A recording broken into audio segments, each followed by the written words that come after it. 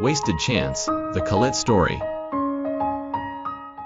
Dear Papa Dudut, magandang araw po sa inyo at sa lahat ng mga nakikinig sa Barangay LS.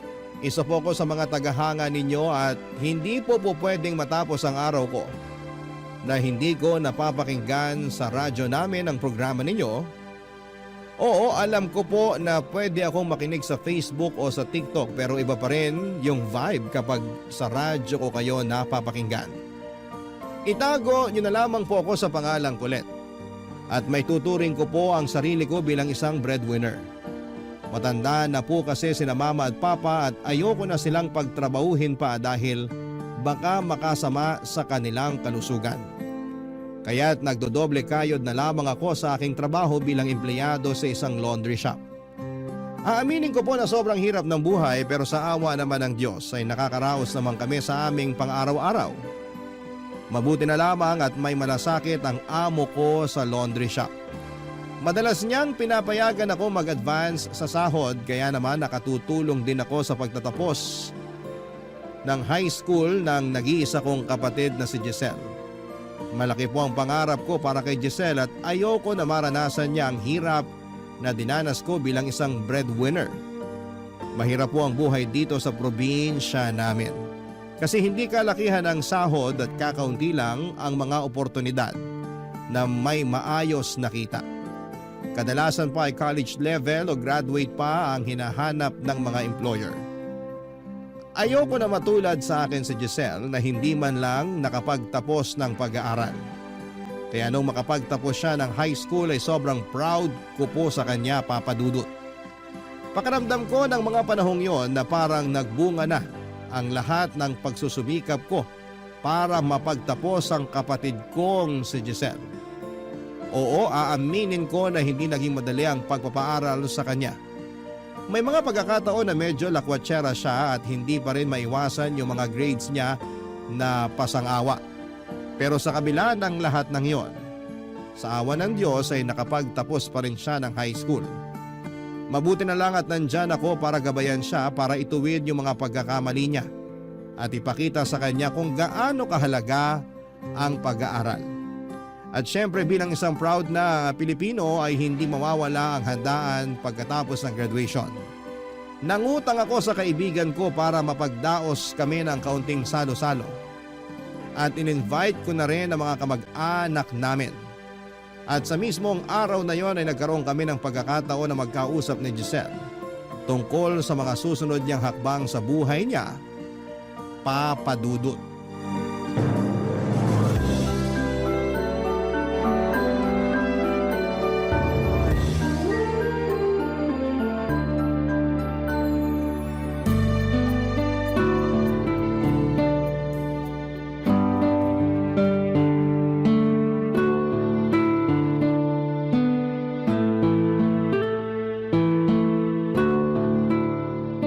Ate Colette, nakakaloka naman tong pa-party mo. Kinailangan mo ba talagang imbitahan yung mga kamag-anak natin? Eh wala namang ambag yung mga yan sa buhay natin eh. Tingnan mo nga yung iba dyan oh, nakahanda na yung supot. Huy, hinaan mo nga yung boses mo. Mamaya may makarinig sa'yo. Ano ka ba? Hayaan mo na. Minsan lang naman to eh. At isa pa, proud ako sa'yo. Kasi nakapagtapos ka na rin ng high school sa wakas. Kaya deserve mo tong handaan na to. Ay grabe kung makapagsalita ka naman. Parang wala kang bilib sa akin ha. Pero seryoso ate, thank you. Na-appreciate ko tong pa-party mo para sa akin. Pero utang na loob, sabihan mo yung mga yan na wag ubusin yung lechon. Kaya ka tumataba eh. Nga pala, ngayon na nakapagtapos ka na ng high school, ano nang balak mong gawin? Ay alam mo, kanina pa kita gustong kausapin tungkol dyan. Ano kasi, Ano?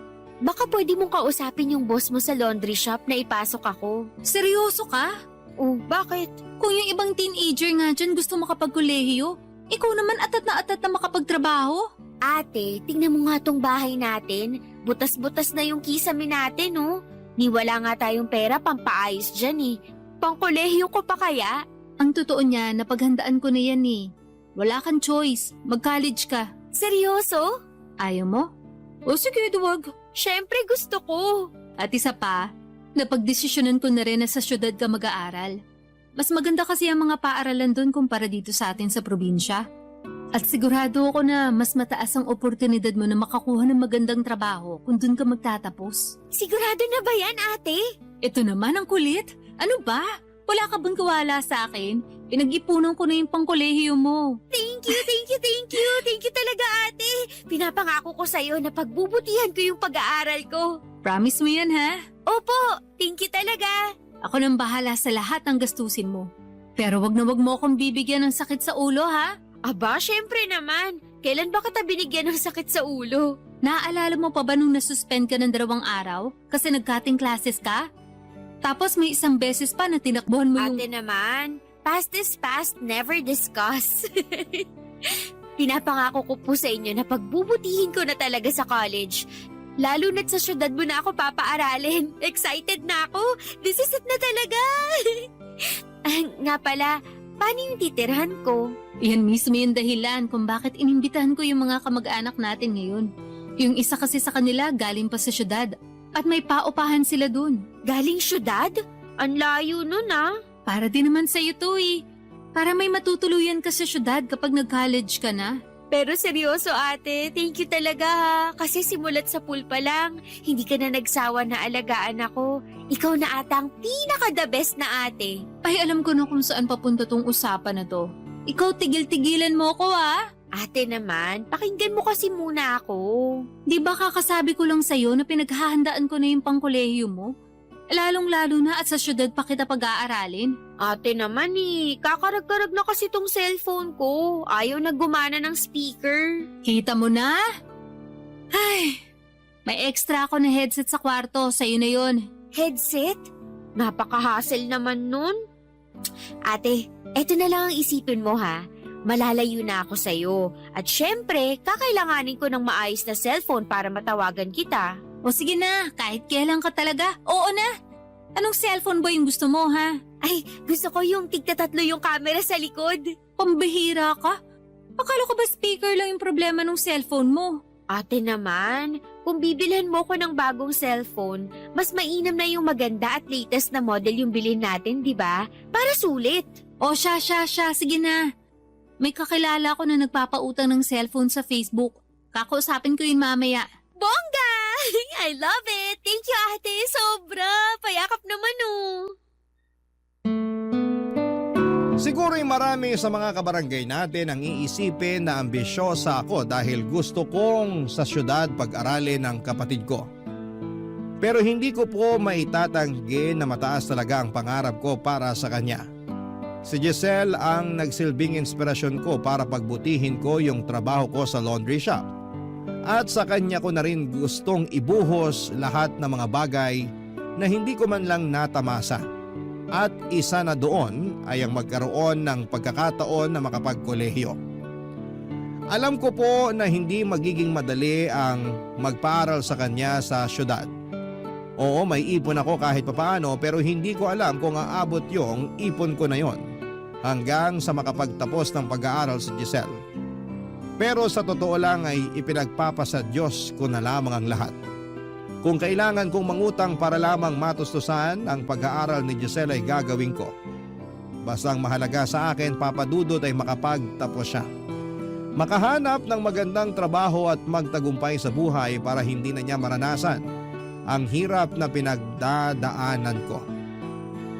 Ilang buwan ang nakalipas at nagsimula na ang enrollment sa paaralan na papasukan ni Giselle. At syempre kinailangan na niyang lumuwas papunta ng syudad. Hinatid ko siya sa bus terminal at hindi ko na po napigilan ang sarili ko na umiyak. Aaminin ko na sobra akong nalungkot at mamimiss ko siya ng sobra. Pero alam ko na para din sa kanya itong ginagawa ko. Papadudot na ang igdasal ko lang sa mga oras na yon ay sana'y maging ligtas siya at maging maganda ang takbo ng pag-aaral niya. Laking pasasalamat ko rin sa kamag-anak namin na tumulong sa amin kasi binigyan kami ng discount sa paupahan at hindi na sila nang hingi pa ng advance payment at deposit para sa kwarto na kinuha ko para kay Giselle.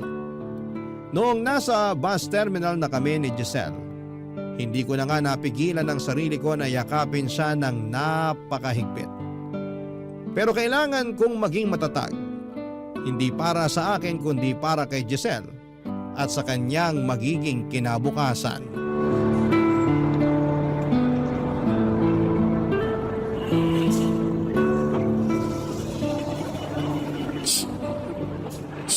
Ate, ang OA mo naman. Kung makaiyak ka dyan, akala mo naman luluwas na ako papuntang abroad. Sorry na. Pero hindi kasi ako sanay na mawawala ako sa bahay Ay, alam ko na. Magtatrabaho na lang ako sa laundry shop na pinapasukan mo. Nang sa ganun, hindi mo na ako mamiss. Sige, subukan mo. At makakatikim ka sa akin, sinasabi ko sa'yo. Eto naman, biro lang. Oh, eto nga pala. Idagdag mo na yun sa allowance mo. Ha? Pero inabutan mo na ako ng pera bago tayo umalis ng bahay Tanggapin mo na. Inipon ko talaga yan para sa'yo. Oh, thank you ate. Mamimiss kita. Ako din. At saka yung cellphone mo, itago mo na mabuti yan ha. Baka mamaya manakawan ka pa. Kakautang lang natin sa cellphone mo na yan. Huwag kang mag-alala. Iingatan ko to. Bigay mo sa akin to At saka yung kwarto mo nga pala dun sa boarding house na tutuluyan mo, nakahanda na yon. Wala ka nang poproblemahin. Kasi ako na mismo yung kumausap dun sa mga kamag-anak natin. At ako na mismo magpapadala ng pera sa kanila buwan-buwan para sa upa. Ay, excited na ako. Sigurado ako na maraming gwapo dun sa papasukan ko na school. Hoy, wag kang magkakalat sa boarding house mo ha. At saka kung pwede, wag ka muna mag-boyfriend, okay? Mag-focus ka muna sa pag-aaral mo. Ang dami mo namang advice. Aalis na ako. Bye-bye. Hoy, anong bye? Wala pa nga yung bus na luluwas papuntang syudad Hindi halata na excited ka ha? Ay nako, masisisi mo ba ako? Bagong chapter na to ng buhay ko. Alam mo ba ate, nung graduation ko, inggit na inggit ako sa mga kaklase ko nung sinabi nila na sa syudad sila magkokolehiyo. Kasi akala ko wala na talaga akong pag-asa na habang buhay na ako mabubulok dito sa probinsya natin. Pero no, kasi hindi ko akalain na may pasabog ka pala para sa akin. Alam mo naman na gagawin ko ang lahat para sa'yo, di ba? Pero huwag ka masyadong mag-enjoy doon ha? Ipinapaalala ko ulit sa'yo na pupunta ka ng syudad para mag-aral, hindi para gumimik. Oo naman, alam ko na yun. Basta ate, ikaw na bahala kina mama at papa ha? Oo, wag mo silang alalahanin. Ako nang bahala dito. Basta pagdating mo ng syudad, magte-text ka sa akin ha? At saka, sigurado ka na ba talaga na education yung kukunin mong kurso? Of course! Kapag nakapagtapos na ako, kukuha ako kaagad ng board exam. Tapos mag-a-apply ako sa public school para bongga. Basta siguruhin mong desidido ka na sa kurso mo na yan, ha? Ay naku, alam mo ba? Yung anak ng kapitbahay natin hindi nakapagtapos ng kolehiyo. Bakit daw? Paano? Panayreklamo daw na kesyo ayaw niya daw nung kurso niya hanggang sa dumating sa punto na nagsawa na siya. Ay nako, ibahin mo ako dyan kasi siguradong sigurado na ako sa education. At ate, pwede bang tigil-tigilan mo na yung kakachismis sa mga kapitbahay natin? Ay, yung isang kapitbahay natin, narinig ko na buntis daw. Ha? Sinong kapitbahay? Okay, Tams? Chismosa ka rin Mamimiss na talaga kita ate. Payakap nga. Mabimiss din kita, sobra. Ay nga pala, bago ko makalimutan. Ipapadala ko na lang sa iyo bukas yung pera para sa enrollment mo, ha? Sige, pero siguraduhin mo na mapapadala mo yun bukas ha. Kasi maaga pa ako pupunta dun sa school para makapag-enroll. Oo, huwag kang mag-alala. Nag-cash advance na ako dun sa boss ko. Ibibigay niya na sa akin mamaya yung pera. Pasensya ka na kasi yung perang naiabot ko sa'yo sakto lang talaga para sa allowance mo. Akala ko ba may ipon ka? Bakit hindi ka nalang kumuha dun? Ano ka ba? Pag ginalo ko yun, ako sigurado ko mauubos agad yun. Hanggat maaari, pagtatrabahuhan ko na lang yung perang ibibigay ko sa'yo para hindi agad maubos yung ipon ko. Hindi ko babaliwalain tong sakripisyo mo para sa akin. Thank you talaga. I love you. I love you too. Mag-iingat ka doon, ha? Ay, nandito na ata yung bus na luluwas ng syudad. Tawagan o i-text mo ko pag nakarating ka na ng syudad, ha? Nako ate, huwag kang mag-alala. Tatadtarin ko ng mga text yung cellphone mo at papadalan din kita ng pictures. O sige na, sumakay ka na. Baka mahuli ka pa. Noong tuluyan nang umalis ang kapatid ko ay hindi ko na talaga inisip yung lungkot ko. Sa halip ay pinilit kong ituon ang isipan ko sa kung ano ang ginagawa ko para sa kapatid ko. Alam ko na lahat ng sakripisyo at hirap na pinagdadaanan ko ay para magkaroon siya ng mas maginhawang buhay. 4 na oras pagkatapos niyang umalis ay tumawag si Giselle at sinabi niyang nakarating na siya sa boarding house niya sa syudad. Ramdam ko ang excitement niya sa boses niya at sa mga pictures na paulit-ulit niyang pinapadala sa akin. Kitang-kita ko sa mga larawan ng tuwa niya sa mga bagong tanawin ng syudad. Kahit papaano ay natutuwa rin ako para sa kanya dahil kahit na hindi ko naranasan na makapag-aral sa syudad, alam kong magkakaroon siya ng oportunidad na hindi ko naranasan. Kinabukasan ay nakuha ko na rin ang cash advance ko mula sa boss ko at noong pinadala ko ito, nagpunta kaagad si Giselle sa college kung saan siya mag-i-enroll. Aba Papa Dudut, mas lalo pa siyang na-amaze sa ganda ng school na papasukan niya. Hindi ko malilimutan yung mga tawanan namin habang tinutokso ko siya na huwag siyang magpapahalata na galing siya sa probinsya. Pero aaminin ko Papa Dudut na medyo nalubog ako sa utang ng mga panahong yon. Bukod sa cash advance ko para sa enrollment ni Giselle, hindi ko pa rin nababayaran ang ginamit kong pera para sa handaan nang makapagtapos siya ng high school at yung cellphone na binili ko para sa kanya. Pakiramdam ko ay papalapit na yung panahon na kailangan ko nang harapin lahat ng utang na ito. Papa Dudut, gulong-gulo ako noon. Pero sabi ko sa sarili ko, hindi ako susuko hanggang hindi ko natutulungan makapagtapos sa pag-aaral ang kapatid ko, Papa Dudut. Barangay Love Stories. Barangay Love Stories.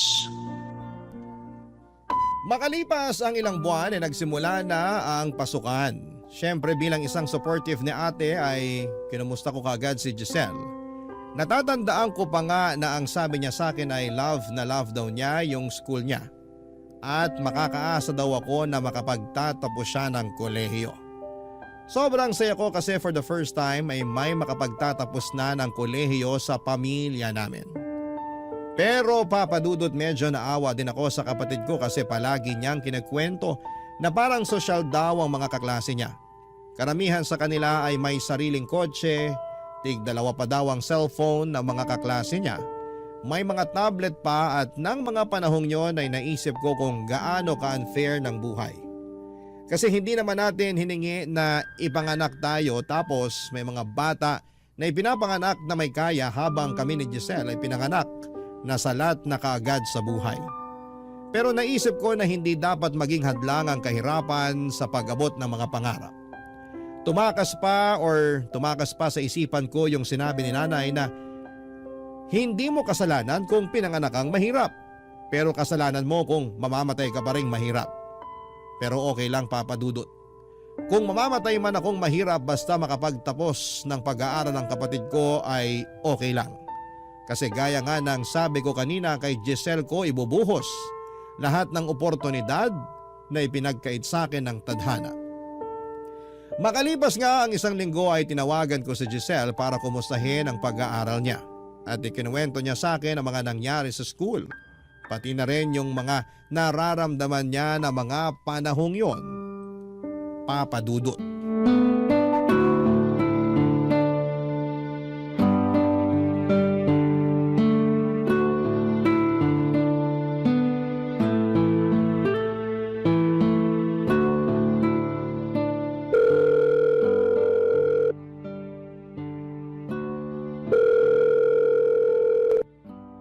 Ate Colette! Hello, Giselle? Oh, kumusta ka na dyan? Eto, okay naman. Kumusta naman kayo ni na Mama at Papa dyan, ate? Ito, okay din naman. Yung pag-aaral mo dyan, kumusta? Ay nako ate, okay na okay. Alam mo ba, nung isang araw, ang taas nung nakuha kong score sa English quiz namin. Salamat sa Diyos. Basta ipagpatuloy mo lang yan, ha? Syempre naman. Na ikaw ang pinakaunang makakapagtapos ng kolehiyo sa pamilya natin. Nakaka-pressure naman yan. Mataas ang expectation ko sa'yo, Giselle. At siguraduhin mo lang na wala ka pang boyfriend, ha? Wala akong boyfriend, no?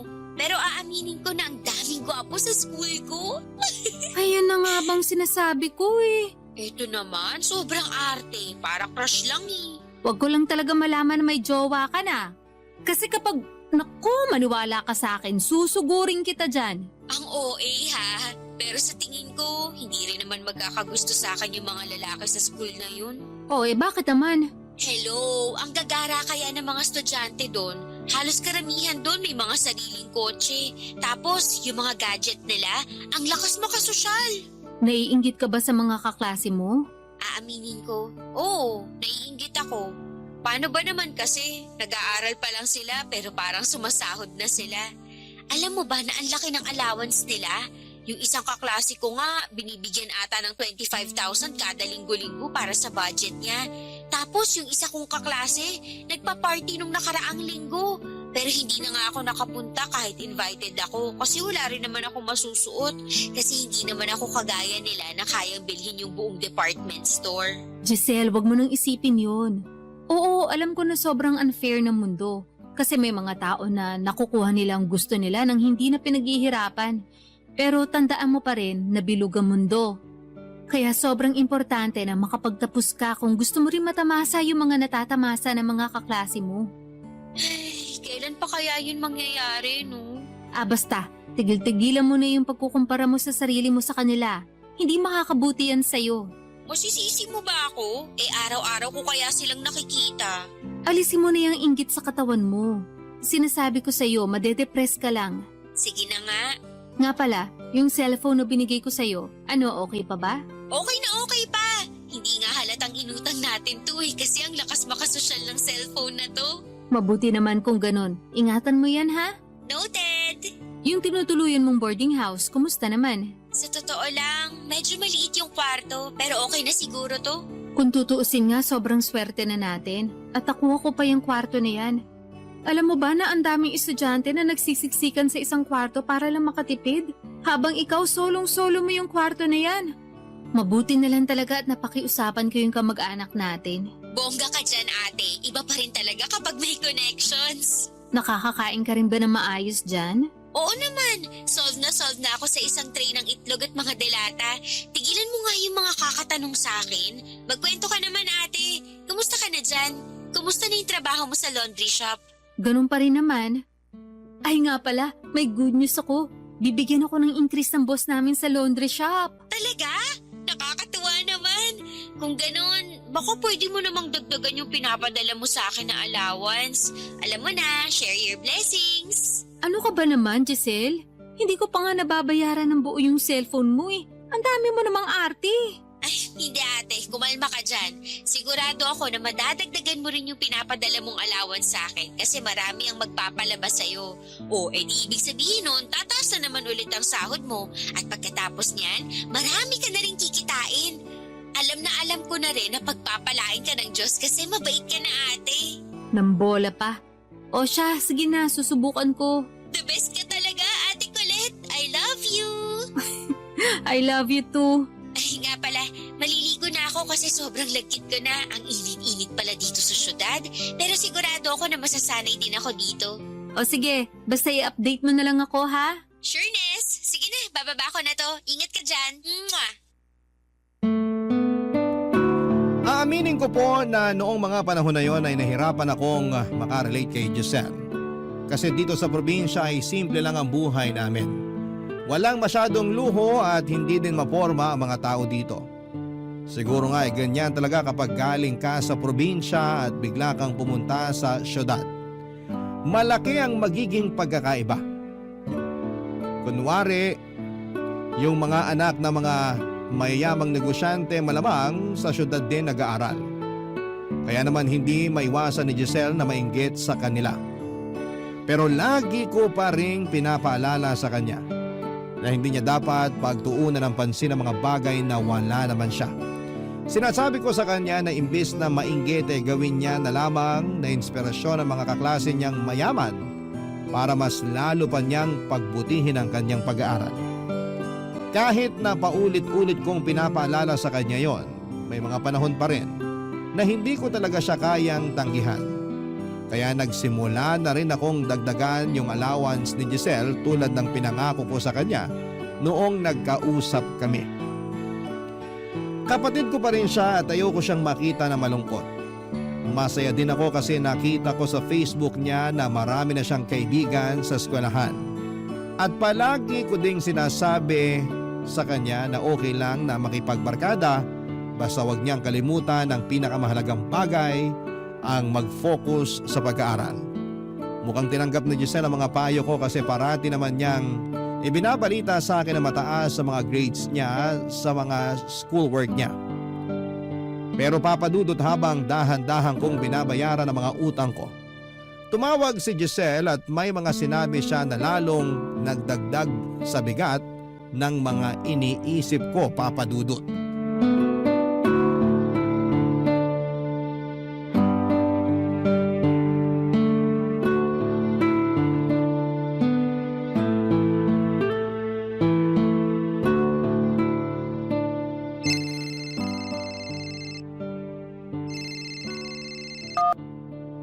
Oh, Giselle, buti naman at napatawag ka.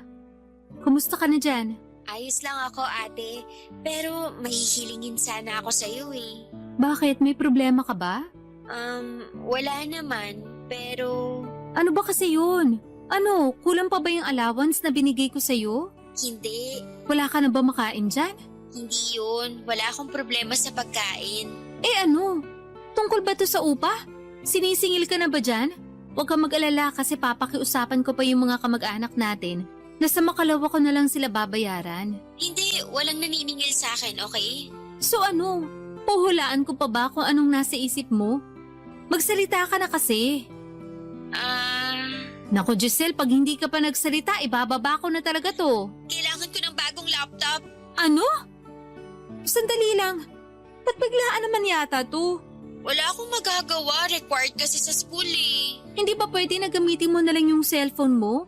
Ang mahal-mahal kaya niyan. Hindi uubra to. Kailangan ko kasi ng malaking screen eh para dun sa presentation na gagawin namin ng mga kaklase ko. Giselle naman, alam mo naman na ang dami ng gastusin, di ba? Sigurado naman ako na may internet cafe dyan. Doon ka na lang kaya pumunta. O di kaya, manghiram ka na lang dyan sa mga kaklase mo. Ang baho-baho ng mga headphones sa internet cafe eh. Tapos ang dami pang bata na naglalaro dun. E di manghiram ka na lang sa mga kaklase mo. Di ba sabi mo mga mayayaman yung mga yun?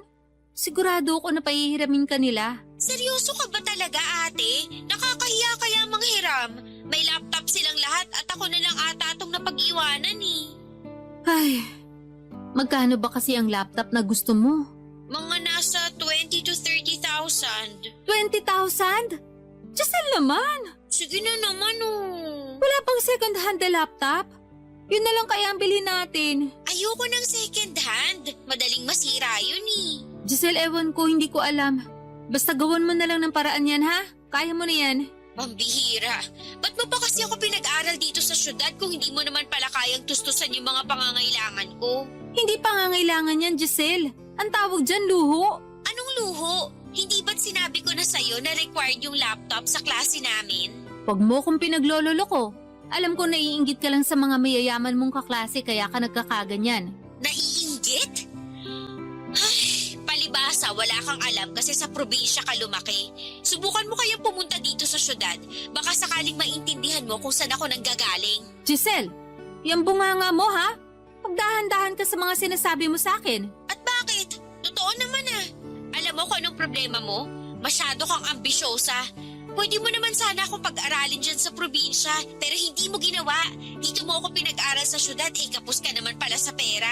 Nagkakaganito ka na porket hindi lang kita napagbigyan sa kagustuhan mo na magkaroon ng bagong laptop? Hindi. Nagkakaganito ako kasi mas mahirap pa tayo sa daga. Buisit na buhay ito. Kung ako sa'yo, titigilan ko na yung kaka-Facebook mo. Para hindi ka na naiinggit tuwing nakikita mong may bagong gamit yung mga classmate mo. Walang kwenta yung suggestion mo kasi araw-araw ko sila nakikita sa classroom na may mga bagong gamit. E di lumabas din ang totoo. Na hindi mo kailangan ng bagong laptop at totoong naiinggit ka lang. Alisin mo na nga yung inggit sa katawan mo. Hindi nakakaganda yan, sinasabi ko sa'yo. Sige na nga, bumili na lang tayo ng second-hand na laptop. Wisit. Pero kailangan ko na yun this week kaya please lang. Magkano ba aabutin yung second-hand na laptop? Nasa 10 to 15,000. Ano? Akala ko nasa 4,000 lang yan na. 4,000? Ate, Ate, laptop yung pinag-uusapan natin dito. Hindi mo murahin na cellphone. Naku Giselle, tigil-tigilan mo nga ako. Wala akong 10,000. Sandali lang. Ang mahal-mahal ang binabayad ko sa school mo, ha? Wala man lang ba kayong computer sa school nyo? Doon ka na lang kaya sa school nyo mag-computer. Ewan ko sa'yo. Bahala ka sa buhay mo. Visit. Hello, Giselle? Giselle! Papa Dudut, sobra po akong nasaktan sa mga sinabi ni Giselle sa tawag na yon. Talaga pong ipinamukha niya sa akin na salat kami sa buhay at parang hindi pa sapat ang lahat ng sakripisyo ko para matulungan siyang makapag-aral sa isang magandang eskwelahan. Hindi ko po maintindihan kung bakit bigla siyang nagbago. Noong nasa probinsya pa siya, aaminin ko na may maarte na siya. Pero eto po talaga yung first time na binastos niya ako ng ganon. Kaya sobra po talaga akong nadismaya noong nagsimula siyang magsalita ng ganon sa akin. Dumaan po ang mga linggo at palagi kong pinapaalala kay Giselle na hindi siya maghihirap habang buhay basta magsumikap lamang siya. Ibinuhos ko na siguro ang lahat ng magagandang salita para mapagaan ang kalooban niya. Sinabi ko pa nga sa kanya na kapag nakapagtapos siya ng college ay mabibili niya ang lahat ng gadgets at gamit na gusto niya. Pero parang hindi yata tumalab ang mga sinabi ko. Kasi karamihan sa mga mensahe ko sa kanya sa Facebook ay seen lang. Naaawa ako sa kanya pero sa totoo lang ay naiirita na rin ako. Kung tutuusin ay dapat magpasalamat siya na nakakapag-aral pa siya sa magandang eskwelahan kahit na hindi naman ganong kalaki ang kinikita ko. Hindi ako nakapag-aral sa kolehiyo dahil sa hirap ng buhay namin. At kung hindi dahil sa mga sakripisyo ko ay siguradong matutulad din siya sa akin na hindi nakapagtapos. Pero hindi ako pumayag na mangyari yon. Gumawa talaga ako ng paraan para mapaganda ang buhay niya. Pero bakit ganon? Bakit parang pinamumukha niya pa sa akin ang kasalanan ko na hindi ko maibigay sa kanya ang lahat? Nang mga panahon na yon ay ipinagdarasal ko talaga sa Diyos na sana'y magpakita man lang siya ng kaunting appreciation sa lahat ng mga ginagawa ko para sa kanya. Papa Dudut. Barangay Love Stories. Barangay Love Stories. Habang patuloy ko pong sinisini Giselle ang mga chat ko sa kanya, ay patuloy ko pa rin ginagawa ang mga responsibilidad ko bilang ate niya. Nagpapadala pa rin ako ng allowance at ng pang-tuition fee niya.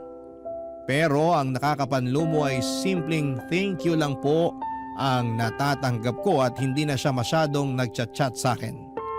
Hindi na rin siya tumatawag at tuwing tinatawagan ko siya ay hindi niya sinasagot ang cellphone niya. Sobra akong nag-worry para sa kapatid ko, Papa Dudut. Ang masakit pa niyan, nasa probinsya po ako at 4 na oras ang layo ng lugar namin sa syudad. Kaya mas lalo akong nababahala. Tuwing tinatanong ko siya kung kumusta na nga ba siya at ang pag-aaral, ang sagot niya lamang ay simpleng okay lang. Hindi na katulad ng dati na detalyado niyang kinukwento ang lahat ng nangyayari sa kanya. Lumipas po ang ilang linggo at may nangyari pong hindi ko po talaga inaasahan. Natanggal po ako sa trabaho ko sa laundry shop dahil napagbintangan ako ng isang customer na ninakaw ko daw ang pera na nakalagay sa jacket na pinalabhan niya. Kahit na hindi ko naman po talaga ninakaw o kinuha yung pera.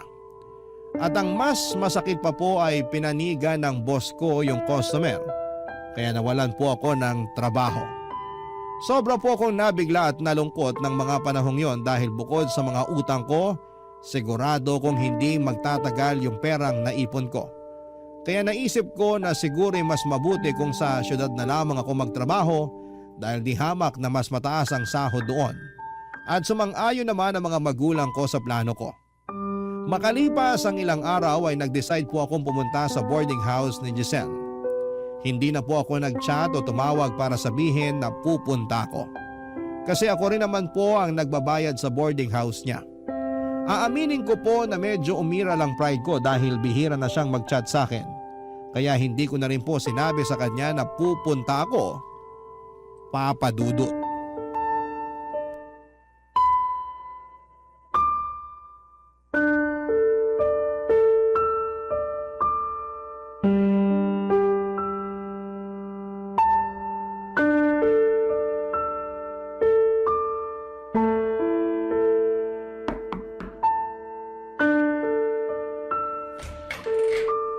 Traffic ulit? Oy, ba't parang nakakita ka ng multo? Ba't nandito ka? Ba't di ka man lang nag-chat sa akin na darating ka pala? Eh ang tanong, magre-reply ka kaya? Akala mo ba na hindi ako nanlulumo, na hindi mo na ako masyadong chinachat o tinatawagan, ha? Sorry na, busy lang ako sa school, yun lang yun. Ay nako, tigilan mo nga ako, Giselle. Alam ko nagtatampo ka pa rin sa akin kasi hindi kita napagbigyan sa laptop na gusto mong bilhin nung nakaraan. Ano ka ba? Wala na yun. Talaga lang ha? O ano, hindi mo ba ako papapasukin sa kwarto mo? Pumasok ka. Ate, yung tanong ko hindi mo pa sinasagot. Anong ginagawa mo dito? Sinibak ako sa trabaho. Paano nangyari yun? Pinagbintangan ako ng isang customer na ninakaw ko daw yung pera sa jacket na pinalaban niya.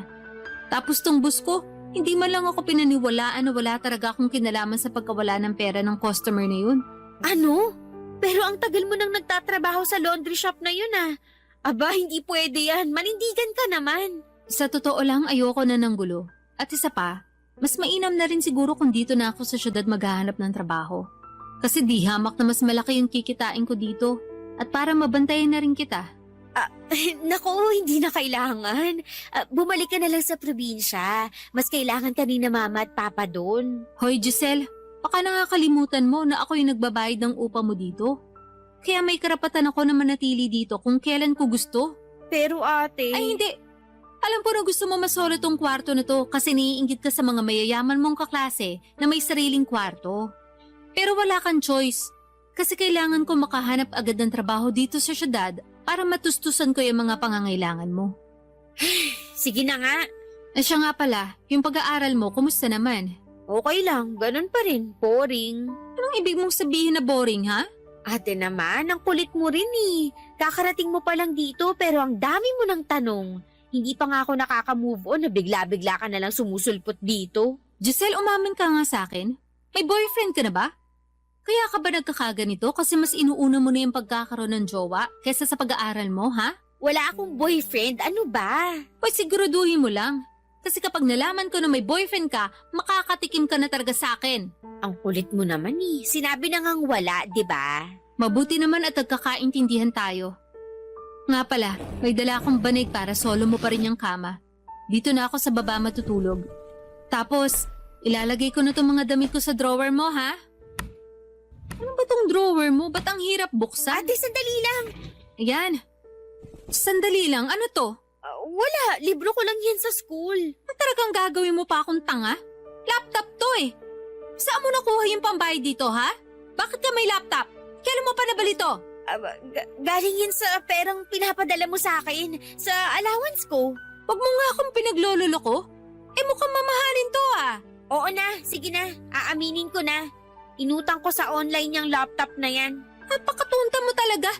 Lubog na nga ako sa utang tapos dadagdagan mo pa? Kung tutuusin, pera ko rin naman ang ginagamit mo pambayad dyan eh. Hindi ka pa talaga nag-iisip, ha? Ate, kumalma ka nga. Napakinabangan ko din naman yan ah. Kung hindi dahil sa laptop na yan, malamang marami na akong subjects na nabagsak. Sige Giselle, pagbibigyan kita. Babayaran ko tong laptop mo. Pero huli na to ah. Huling-huli na. Sobrang sakit po at nakakapanlumo na nagawa kong paglihiman ng sarili kong kapatid. Alam ko po na may mga pagkakataon na naiinggit siya sa mga tao na mas maganda ang kalagayan sa buhay. Pero hindi ko inisip na darating siya sa punto na mangungutang siya para lamang makakuha ng mga bagay na gusto niya. Sobra po ako na-disappoint. At mabuti na lamang po at magkasama na kami ngayon sa boarding house para kahit papaano ay mabantayan ko siya. Sinubukan ko rin po maghanap ng trabaho sa syudad, Papa Dudut, pero karamihan po ng mga trabahong mataas ang sahod ay naghahanap ng college graduate o kaya naman ay college level. Pero dahil sa pagpupursige ko ay nakakita rin ako ng trabaho sa isang local na department store kung saan ang kailangan lang ay high school graduate. Sinabi po ng manager na pwede na akong magsimula sa susunod na linggo. Ibig sabihin noon ay meron pa akong isang linggo na walang ginagawa sa boarding house bago ako magsimula sa trabaho. At tungkol naman po kay Giselle ay unti-unti po ako nagtataka kasi napapansin ko na parang wala siyang pakialam. Panay kasi ang pindot niya ng snooze tuwing kailangan na niyang bumangon para pumasok sa eskwela. Doon po ako nagsimulang mag-alala na baka nagka-cutting class na naman siya tulad ng ginagawa niya noong nasa high school pa siya. Kinompronta ko po si Giselle tungkol dito at ang sabi niya sa akin ay wala daw akong dapat na ipag-alala kasi kahit may mga pagkakataon na nalilate siya sa klase, pasado pa naman daw yung mga subjects niya. Aaminin ko na kahit na gano'n ay sobrang disappointed pa rin ako sa kanya. Pero medyo gumaan din naman ang pakiramdam ko lalo na noong sinabi niya sa akin na wala siyang bagsak na mga subjects. Sobra pong nakakapanibago na nakatunganga lamang ako sa boarding house kasi hindi talaga ako sanay na walang ginagawa. Pero siguro mas mabuti na rin po ito kasi parang naka-leave ako ng 1 linggo bago ko simulan ang trabaho ko sa department store kung saan ako natanggap. Isang gabi habang nararamdaman ko yung inip sa boarding house, naisipan kong mag-ayos at linisin ng maigi yung kwarto namin ni Giselle. Gusto ko sanang gawing productive ang oras ko kaya sinimulan ko ang paglilinis habang nasa dirty kitchen si Giselle. Pero hindi ko talaga ine-expect na sa mismong araw na yon, madidiskubre ko ang isang bagay na matagal nang itinagong sikreto sa akin ng sarili kong kapatid, Papa Dudut.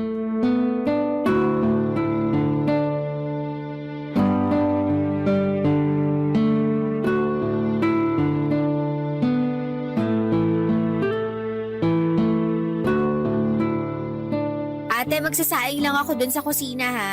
Sige, Dadalian ko na lang yung pagsasaing kasi hindi pa nakakauwi yung ibang boarders. Sigurado ako na magsisiksika na naman ang mga yun sa kusina mamaya. mabuti pa nga. Sige na, bilisan mo na yung pagsaing para makakain na tayo. Sige, tawagin na lang kita pagluto na yung kanin para makakain na tayo.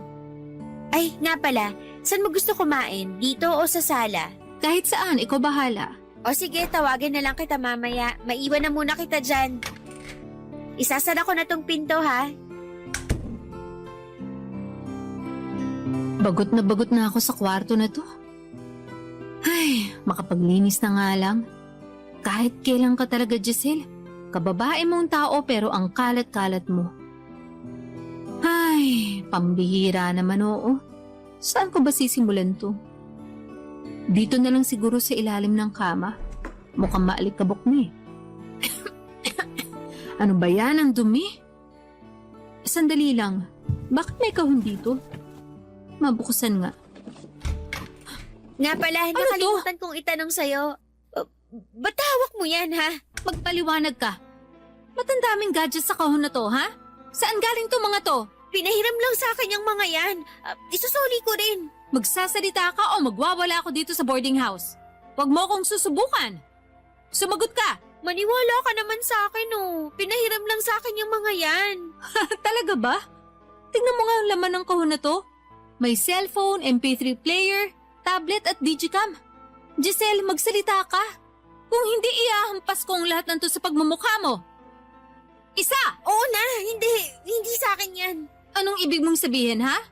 Ninakaw ko yan sa mga kaklase ko. Ninakaw ko yan sa kanila kasi nanunuot sa buto yung inggit ko sa kanila. Hayop ka! Ginawa ko lahat para sa'yo.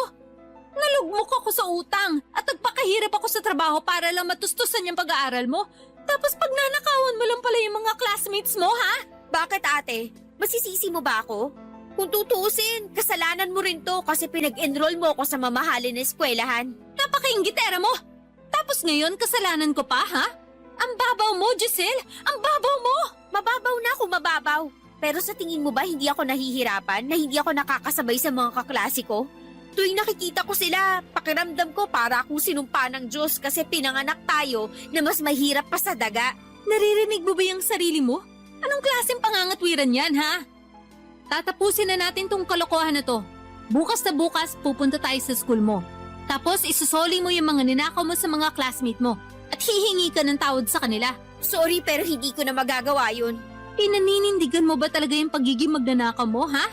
Hindi ko na masusoli sa kanila yan kasi hindi na ako pumapasok. Anong sinabi mo? Simula nung naging malaking issue na sa school yung pagkawala ng mga gamit ng kaklase ko, natakot na ako, kaya hindi na ako pumasok ng school. Ate, ulit naman na sinira mo yung pangarap ko sa'yo. Sa mga borders, naririnig nila tayo. Nahihiya ka sa mga boarders? Pero sa akin hindi ka na nahihiya. Sinayang mo lahat ng pagod ko. Lahat ng sakripisyo ko, lahat ng paghihirap ko. Sinayang mo yun dahil napaka-materialistic mo. Sakim ka, ganid! I'm sorry, patawarin mo na ako. Hindi ko na uulitin, promise. Talagang hindi mo na uulitin. Kasi hindi na kita pag-aaralin. Alam kong nagkamali ako, pero kailangan mo ba talaga akong parusahan ng ganito? Ang kapal na mukha mo para magpa-victim. Kung may biktima man sa ating dalawa, ako yun. Napakalaking kahihiyan nitong ginawa mo, Giselle. Ate, luluhod ako sa harapan mo kung kinakailangan. Patawarin mo lang ako, parang awa mo na. Ayoko na, Giselle. Sagad na yung pasensya ko sa'yo. Isusoli mo to mga ninakaw mo, pero itong tatandaan mo. Simula sa araw na to, wala ka na maaasahan na kahit anumang tulong galing sa akin.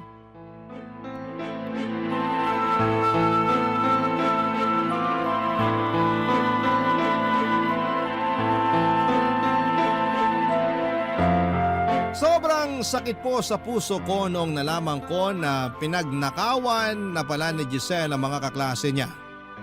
Talaga pong nahiya ako sa ginawa ng kapatid ko at sa mga oras na yon ay parang ayaw ko na talagang humarap sa ibang tao. Pero alam ko na kailangan ko pa rin gawin kung ano ang tama. Kaya kinabukasan ay nagpunta ako sa school ni Giselle at ibinigay ko sa dean ng eskwelahan na yon ang mga gamit na ninakaw ni Giselle. At ipinapasok na rin ng dean sa opisina niya ang mga estudyante na nawala ng gamit. Ako na rin po ang nagsorry sa lahat ng mga pinagnakawan ni Giselle. Habang ginagawa ko po yun ay ramdam na ramdam ko yung galit at disappointment ng mga kaklase niya. At parang gusto ko na lamang po na lamunin ako ng lupa ng mga panahon na yon. Kung tutuusin, mga anak ng mayayaman ang mga pinagnakawan ni Giselle. At kayang-kaya nilang sampahan ng kaso si Giselle. Pero sa kabutihang palad ay hindi nila ginawa yon. Pagbalik ko sa boarding house, talagang hindi ko na napigilan ang galit ko kay Giselle. Kaya pinalayas ko siya sa boarding house. Sa sobrang sakit at hiya na naramdaman ko ng mga panahon na yon ay wala na akong pakialam kung saan siya mapunta. Basta mawala lang siya sa harapan ko. Nung huli kong nakita si Giselle ay umiiyak siya papalabas ng boarding house habang dala-dala ang bag niya. At sa ngayon po ay maayos pa rin ang trabaho ko sa department store at nandito pa rin ako sa boarding house nakatira. Si Giselle naman ay hindi ko na siya masyadong nakakausap. Pero nakikita ko pa rin siya sa Facebook newsfeed ko at napag-alaman ko na nagtatrabaho siya ngayon sa isang bakery at may boyfriend na rin siya. Sa totoo lang, hindi ko po siya kayang patawarin. Matagal-tagal na rin kaming hindi nag-uusap at ang pinagtutuunan ko na lamang ng pansin ngayon ay ang makapagpadala ng pera sa mga magulang ko. Laking pasalamat ko rin dahil unti-unti ko nang nababayaran ng buo ang mga utang ko. Sa naranasan kong ito ay natutunan ko po na hindi masama ang magbigay ng tulong. Pero kapag inaabuso na ay kailangan mo nang putulin ang tulong na ibinibigay mo dahil sa halip na makatulong ay mas lalo lamang itong makakasama. Ang inyong kapuso at kabarangay forever, Kulit. Dear Papa Dudut, magandang araw po sa inyo. Ako nga pala si Flora at matagal na po akong taga-subaybay ng Barangay LS. Hindi ko po talaga pinapalampas ang bawat kwento tuwing alas 12 ng tanghali.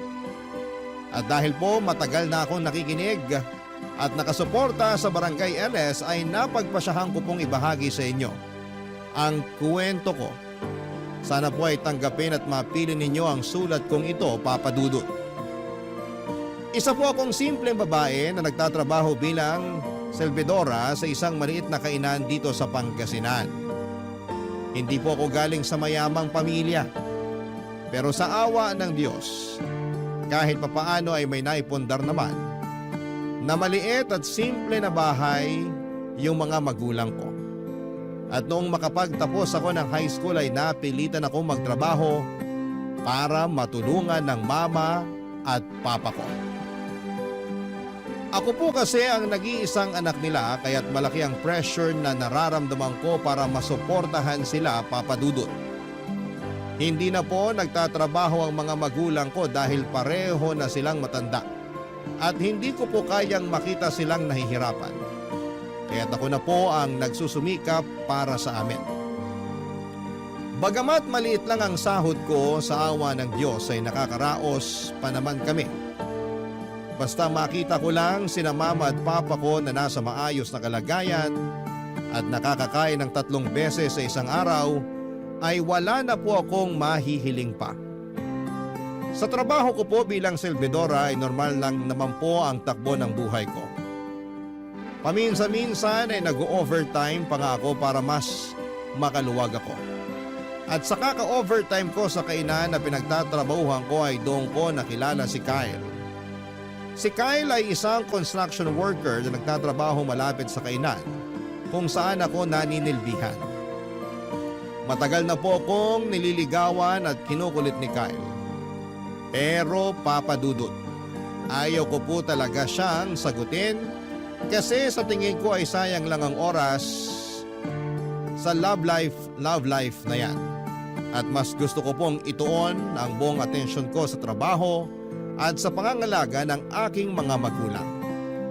Ngunit ilang buwan din po akong kinulit ni Kyle na sagutin ko siya. Hanggang sa isang gabi ay hindi ko na nga po nakayanan at nakulitan na po talaga ako sa kanya. Sabi ko sa sarili ko ng mga panahon na yon, kung sasagutin ko siya, sigurado akong hihiwalayan din ako nito. Kasi mukha po siyang babaero. At kung sakali mang mangyari yon, at least ay hindi na niya ako kukulitin kahit kailan. At sigurado naman po ako sa sarili ko na kung sakaling maghiwalay kami ni Kyle ay hindi ako masasaktan kasi wala po akong nararamdaman na pagmamahal para sa kanya. Amoy pawis po siya, Papa Dudut, at tuwing gabi madalas siyang makipag-inuman sa kanto kasama ang mga kasamahan niya sa construction. At isa pa ay gwapong-gwapo din siya sa sarili niya. Ngunit dahil maliit lang po ang lugar namin, kahit na anong gawin kong pag-iwas sa kanya ay talagang palaging magkukrus ang landas naming dalawa ni Kyle, Papa Dudut.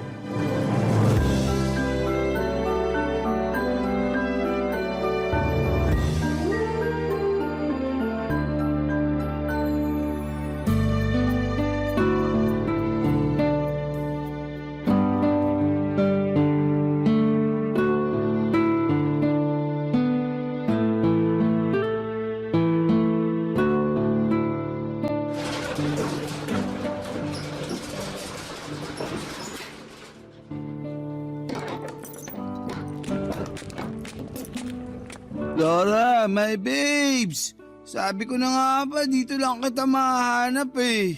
Diyos ko, Kyle. Nakainom ka na naman, no? Gabing-gabi na, oh. Umuwi ka na nga sa inyo. Alis na, Layasyo. Doon ka na nga. Ano ba kasing ginagawa mo dyan? Bulag ka ba? Malamang ako ang napagutusan na magsara nitong kainan. Eto naman, ang sungit-sungit mo talaga sa akin. Halika nga muna dito. Wag na wag kang lalapit sa akin. Sigurado ako na amoy alak at pawis ka na naman. Ang arte mo naman, my babes. Tigilan mo na nga yung kakatawag sa akin ng my babes, kadiri. Grabe ka naman sa akin. Pero alam mo, kahit masungit ka, ang ganda mo pa rin. Tapos na ako dito, uuwi na ako. Diyan ka na nga. Uy, sandali lang. Ano? May papakiusap sana ako sa'yo eh. Laura, alam mo naman na matagal na akong may gusto sa'yo, di ba? At alam mo naman na matagal na rin kitang nililigawan. Kaya parang awa mo no. Sagutin mo na ako. Ay nako, itulog mo na lang yan. Sigurado akong lasing ka lang. Uy, hindi ah. Kaya nga ako uminom eh. Para magkaroon ako ng lakas ng loob para sabihin ang tunay na nararamdaman ko para sa'yo. Ibang klase ka rin ano? Ginawa mo pa talaga akong dahilan. Eh gabi-gabi ka namang umiinom. Paano mo alam? Pinagmamasdan mo ako? Aminin mo na, may gusto ka rin sa akin, oh. Ang kapal ang mukha mo. Kilabutan ka nga sa mga pinagsasasabi mo. Palagi kaya kitang nakikita sa kanto, nakikipag-inuman sa mga kasamahan mo sa construction tuwing naglalakad ako pa uwi. Basta. Hindi ako aalis dito hanggat hindi mo ako sinasagot. Alam mo ba kung ano ang pinagkaiba mo sa adobo, sinigang at piniritong isda? Ha? Ano? Lahat ng yun, natikman ko na. Ikaw na lang ang hindi. Napakabastos mo naman! My babes, ang sakit na. Pero di bale, titiisin ko lahat ng sakit. Basta sagutin mo lang ako. May pick-up line din ako para sa'yo. Eto, makinig ka. Alam mo bang hindi tayo tao? Hindi tayo pagkain? Hindi rin tayo lugar? Sabi ko na nga ba eh. May gusto ka rin sa akin. Narinig ko na yan. Bakit? Kasi bagay tayo? Mali.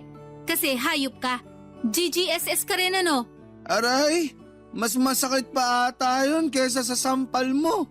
At saka, ano yung GGSS? Gwapong-gwapo sa sarili. Ha? Tabi nga dyan, uuwi na ako. Oh, ayan. Kyle, ano ba? Tumayo ka nga dyan, nakakahiya. Baka mamaya may makakita pa sa'yo.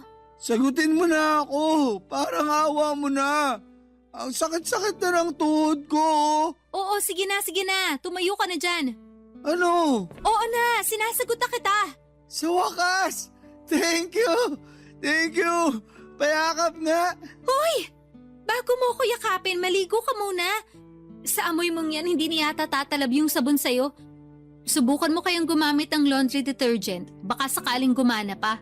Wala akong pakialam. Kahit buong magdamag mo pa akong tarayan. Basta, masaya ako na sinagot mo na rin ako sa wakas. Bumalik ka na nga dun sa mga kainuman mo. Uuwi na ako kasi sigurado akong hinahanap na ako ng mga magulang ko. Basta, aabangan kita dito bukas ng gabi ha. Hay nako, para may pakinabang ka, dito ka na rin kumain bukas para may benta kami. Makakaasa ka, my babes. Utang na loob, tigilan mo na nga yung kakatawag sa akin ng my babes. Napaka-jejemon mo.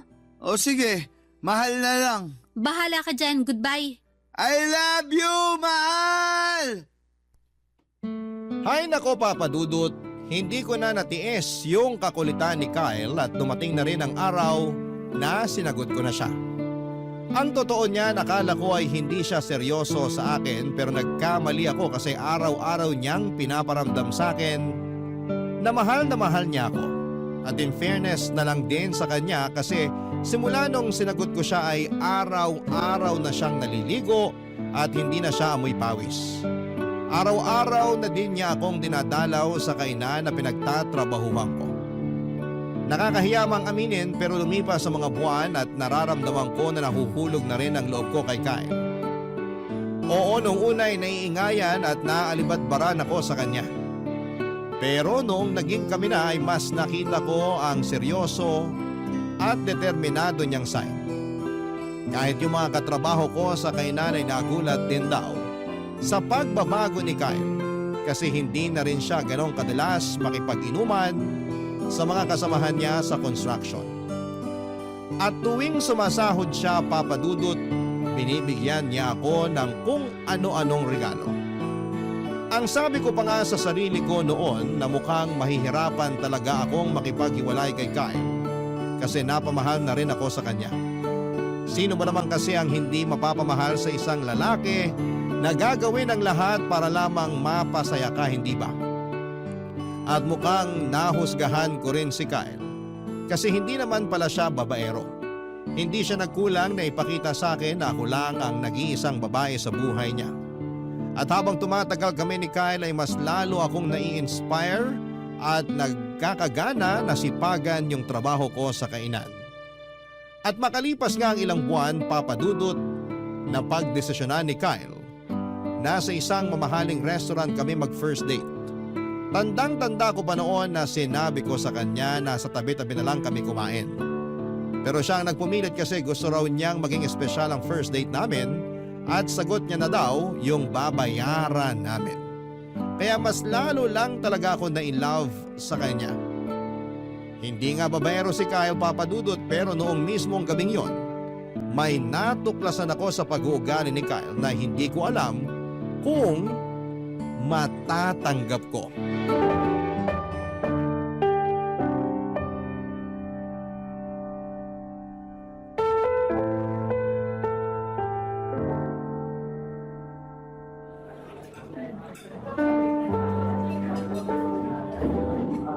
Mahal, salamat talaga at dito mo ko dinala ha.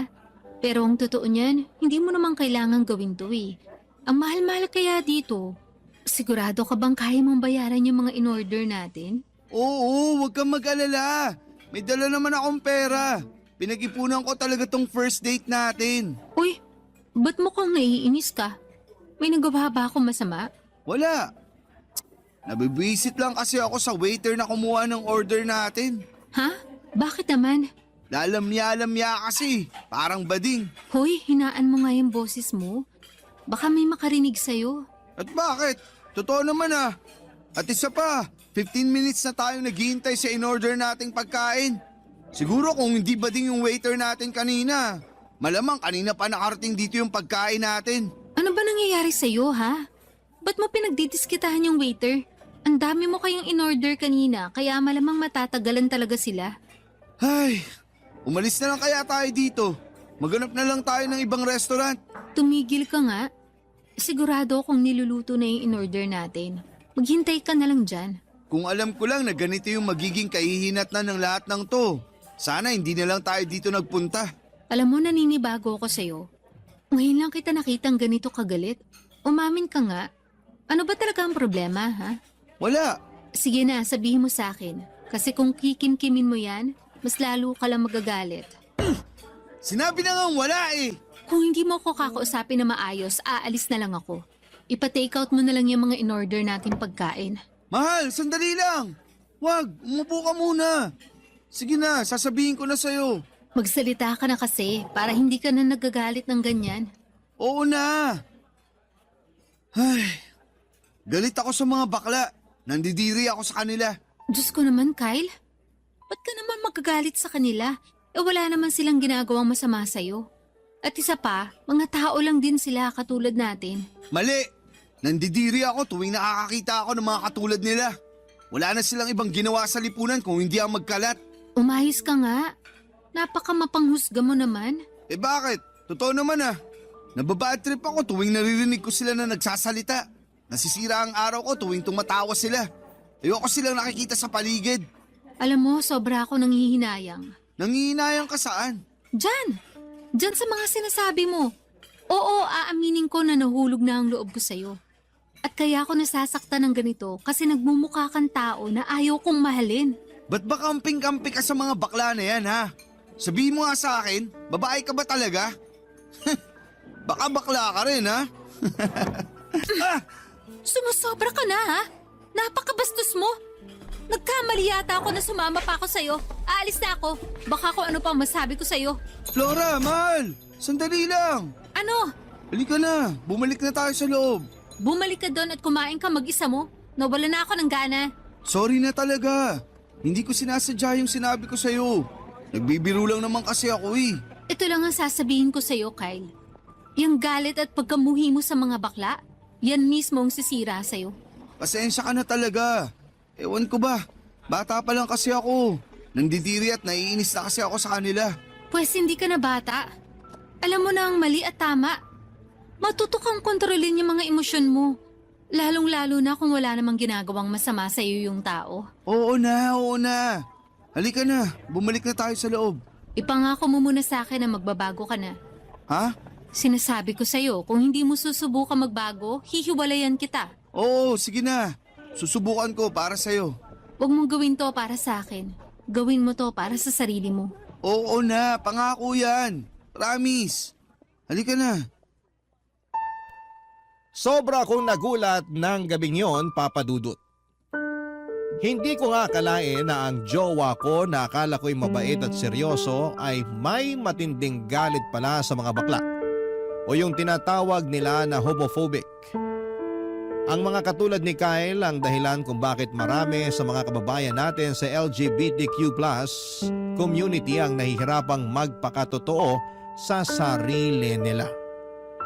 Marami sa atin ang lumaki na may mga maling paniniwala at stereotypes na ipinapasok sa ating isipan. Kaya't nagiging mahirap para sa iba na tanggapin at yakapin ang pagkakaiba-iba ng bawat isa. Lalo na sa usaping sexual na oryentasyon. Alam ko, Papa Dudut, dahil may pinsan ako na bakla na palaging kinakawawa ng papa niya. Kahit matalino at mabait ang pinsan ko na yon ay hindi ito nakita ng tatay niya. Kaya madalas siyang umiiyak at lumalapit sa akin kapag siya ay pinagmamalupitan ng tito ko. Awang-awa ako sa pinsan ko na yon kasi hindi lang siya sa bahay nakakaranas, Papa Dudut, ng diskriminasyon, kundi pati na rin sa eskwelahan. Papa Dudut, madalas siyang tinutokso at binubuli ng mga kaklase niya kahit na wala naman siyang ginagawang masama. Kaya nung malaman ko na homophobic ang jowa ko ay talagang nagulat ako at nahirapan akong tanggapin ito. Pero Papa Dudut, noong gabing yon ay nangako naman si Kyle na susubukan niyang magbago. At pinanghawakan ko ang sinabi niyang yon. Kasi sa kabila ng mga pagkukulang niya, mabait naman talaga si Kyle sa akin. Hindi siya perfect, pero isa siyang mabait, maasikaso at mapagmahal na jowa. Dahil dito ay pinagpatuloy namin ang relasyon namin at sa mga sumunod na araw, umaasa akong unti-unti ay mababago ni Kyle ang kanyang pananaw. Lalong-lalo na pagdating sa mga bakla. At noong mga panahong yun ay naisip ko na siguro kung ako ang magiging gabay at kung magiging matyaga ako sa pag-iintindi sa kanya, baka balang araw ay mawala rin ang galit ni Kyle sa mga bakla at matutunan niyang tanggapin na lahat ng tao ay magkakaiba, Papa Dudut. Barangay Love Stories. Barangay Love Stories. Lumipas ang 1 taon at naging magaan na ang relasyon namin ni Kyle. Napansin ko na malaki na ang pinagbago niya at hindi na mabilis uminit ang ulo niya at lagi na siyang nakikinig sa mga sinasabi ko. Pero syempre may mga pagkakataon pa din talaga na hindi maiiwasang uminit ang ulo niya. Pero patuloy ko na lang siya na pinagpapasensyahan kasi nag-improve na din naman siya kahit papaano. Papa Dudut, sobrang pinahanga niya ako kasi hindi na siya katulad ni Kyle noon na mabaho at mahilig makipag-inuman. At ang pinakamaganda pa dyan ay hindi na talaga siya umiinom. Isang malaking achievement na yon para sa akin. Lumipas sa mga buwan at napagdesisyonan din namin ni Kyle na doon na kami titira sa bahay niya. Siguro yung mga 10 minutes yung layo ng bahay ni Kyle sa bahay namin ng mga magulang ko. At talaga namang tinodo ko na ang pakikipag-live-in kay Kyle sa bahay niya kasi nasa punto na kami ng relasyon namin na kailangan na namin ng sariling espasyo. Wala na rin kasing nakatira sa bahay ni Kyle kasi namayapa na yung mga magulang niya kaya solong-solo namin yung bahay. Ang totoo nga niyan ay walang pinagkaiba yung bahay ni Kyle sa bahay namin ng mga magulang ko. Parehong mukhang nabubulok pero mas mabuti na rin to kesa sa mangupahan pa kami. At kahit nagli-live-in na kami ni Kyle ay naaasikaso ko pa rin naman ang mga magulang ko kasi tulad noong sinabi ko ay 10 minutes lang naman ang layo ng bahay ni Kyle sa bahay namin. Masaya kami ni Kyle na naninirahan sa bahay niya at tuwing Sabado ay namamasyal kami kung saan-saan para mag-relax at makapag-bonding. Yung pamamasyal namin tuwing weekend ay ang nag-iisang pagkakataon namin para magkaroon kami ng quality time para sa isa't isa. Pero isang araw habang naglalakad kami sa isang park noong day off namin, nagulat ako noong bigla akong sinorpresa ni Kyle.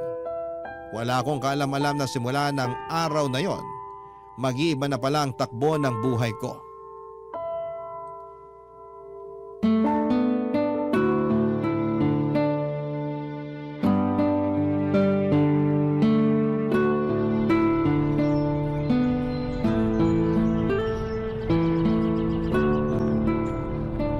ganda talaga dito sa park. Alam mo, sa lahat ng mga lugar na pinapasyalan natin tuwing Sabado, etong park na to ang pinakapaborito ko. Kaya nga dito kita dinala eh. Sandali lang. Mahal, ano yun? Ha? Yun oh, tumingin ka dun. Ang ganda nung ibon. Asan? Wala naman ako nakikita. Mahal, ano to? Will you marry me? Pagpasensya mo na tong singsing ha. Ito lang kasi yung kinaya ng budget ko eh. Wag mo nga akong pinaglololo ko. 1 taon na simula nung naging tayo. At sa tingin ko, panahon na para magpakasal tayo. I do. Ha? Oo, pakakasalan kita. Sa wakas! Hinaan mo nga yung boses mo, nakakaya sa mga tao dito. Sorry na. Hindi mo naman kasi ako masisisi. Kasi ito na ata yung pinakamasayang araw sa buong buhay ko. Pero paaalalahanan lang kita ha. Kahit kasal na tayo, tutulungan ko pa rin sina mama at papa. Aba syempre naman. Kailan ba ako nagkaroon ng problema dyan? Wala lang, baka kasi kapag kasal na tayo, pagbabawalan mo na akong tumulong kina mama at papa. Ganyan na ba talaga ang tingin mo sa akin? Hindi naman sa ganun. Ang totoo nga niyan, masayang masaya ako kasi ang laki na ng pinagbago mo. Pero may mga pagkakataon pa rin na mabilis uminit yung ulo mo. Pero hindi ibig sabihin nun ipagbabawalan na kita na tumulong sa mama at papa mo. Siguro nga, pero naaalala mo pa ba yung first date natin sa restaurant? Huwag mo na nga ipaalala sa akin yun. Basta, pangako mo muna sa akin na mas hahabaan mo pa yung pasensya at pangunawa mo. Ay, sige, susubukan ko. Huwag mong subukan, gawin mo. Opo, Commander. Aray! Ikaw naman kasi, puro kakalokohan. Alam mo, ito mga sinasabi ko, para din naman to sa ikabubuti mo eh. Ayaw ko kasing dumating yung araw na, alam mo na lamunin ka ng galit mo. Makinig ka sa akin, mahal. May aaminin ako sa'yo. Ay, gusto mo ba talagang malaman kung bakit galit na galit ako sa mga bakla? Sige, magkwento ka. Makikinig ako. May best friend kasi ako dati. Ang totoo nga niyan, para ko na nga siyang kapatid eh. Pinagkatiwalaan ko siya pero yun pala sila ayos siya. At ang pinakamasaklap pa dyan, sinamantala niya lang yung pagkakaibigan namin. Mahal, dapat noon mo pa sinabi sa akin to para mas naunawaan kita. Paano ko sasabihin sa'yo nagagalit ka tuwing umiinit ang ulo ko? Paano hindi iinit ang ulo ko tuwing nagagalit ka? Pero di bali na. Mas naiintindihan na kita ngayon. Pero ganito kasi yon. Hindi mo naman pwedeng idamay ang lahat ng bakla nang dahil lang sa karanasan mo sa best friend mong yun. Hindi naman yata tama na yung mga bakla lang yung palaging nakakaranas ng diskriminasyon. At isa pa, hindi lahat ng bakla ay katulad ng best friend mo na yun. Ay, siguro nga tama ka. Mahal, salamat talaga kasi pinaramdam mo sa akin na naiintindihan mo talaga ako. Ano ka ba? Wala yun. Uulitin ko. Ipangako mo sa akin na simula sa araw na to, mas lalawakan mo na yung pangunawa mo, ha? Oo, promise. Alam mo, mas lalo mo lang akong pinahanga ngayon. Ang totoo niyan, gustong-gusto na nga kitang pakasalan ka agad eh. Huwag kang mag-alala. Kasi bukas, magtatanong ako sa katrabaho ko na nagpakasal sa US. Ay sige, at bukas sa bukas, sasabihin ko na rin kina mama at papa na magpapakasal na tayo. Sigurado ako matutuwa sila. Pero sa ngayon, mag-celebrate muna tayo. Saan mo gustong pumunta? Ikaw talaga, gagastos ka pa? Okay na ako dito sa park. Huwag kang mag-alala. May ipon naman ako kahit papaano. Gusto mo bang kumain dun sa restaurant kung saan tayo nag-first date? Seryoso ka? Oo. Ba't mukhang gulat na gulat ka? Nung huli kasi tayong pumunta dun, gigil na gigil kang makaalis doon dahil sa waiter. Tapos ngayon, nagyayaya kang bumalik dun. Di ba, sinabi ko naman sa'yo na nagbago na ako. At isa pa, masarap din naman yung pagkain dun. Nagbago ka na nga talaga. Oh, halika na. Yun na nga siguro ang pinakamasayang araw sa buhay ko, Papa Dudut.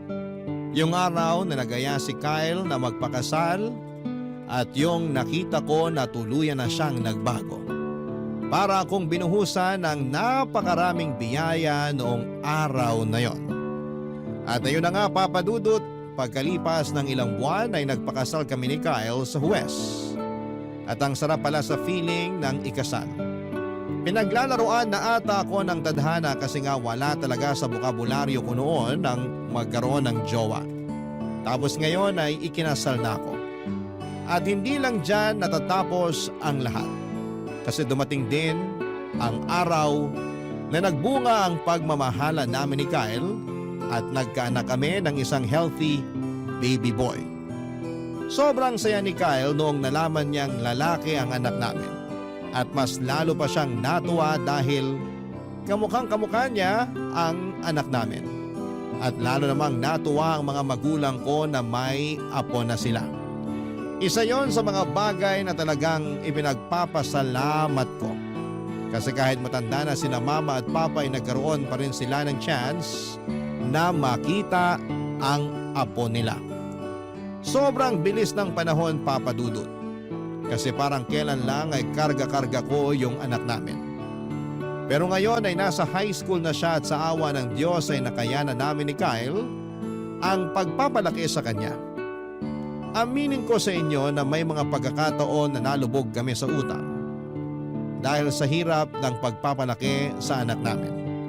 Pero sa kabila ng lahat ay kinakaya naman namin. Lagi ko ring ipinapayo sa anak ko na mag-aral ng mabuti para magkaroon siya ng magandang kinabukasan. At nagpapasalamat kami kay Lord kasi sobrang bait at talino ng anak namin. Pero Papa Dudut, habang tuwang-tuwa ako sa anak ko ay unti-unti kong napapansin na parang kabaligtaran naman ang pinapakita ni Kyle. Isang araw habang nasa eskwela ang anak namin ay napansin ko na medyo namumula si Kyle. At parang sasabog siya sa galit. Kaya naman minabuti ko na siyang kausapin at itanong kung ano ba talaga ang nangyayari sa kanya, Papa Dudut.